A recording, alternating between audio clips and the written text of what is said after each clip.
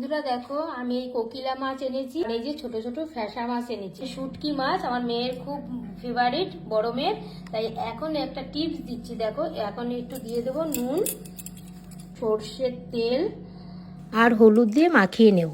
কোনো মাছই পড়বে না আর পোকা পড়বে না। এইটা আমি ফজিবাবুর কাছ থেকে শিখেছি। এই দেখো, আমি পেটে যত নোংরা ছিল সব বের করে দিয়েছি, কেননা এই মাছ যখন শুকাবো বেশি গন্ধ বেরোবে না। শুকনো মাছ রান্না করার পদ্ধতি আছে, সবাই রান্না করতে পারে না, রান্না করতে না পারলে গন্ধ বেরোবে, আর এই মাছে বেশি গন্ধ বেরোবে না। এখানে দেখো, আমি খালি হলুদ দিয়ে চিংড়ি মাছটা মেখে নিয়েছি। এই শুকনো চিংড়ি দিয়ে কচুরলতি খেতে আমার মেয়ে খুব পছন্দ করে।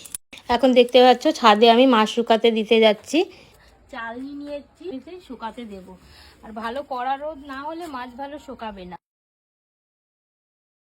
এই মাছগুলো একটু কেটে দিয়েছি যাতে নুন মশলাটা ঢোকে আর জলটা তাড়াতাড়ি শুকায়।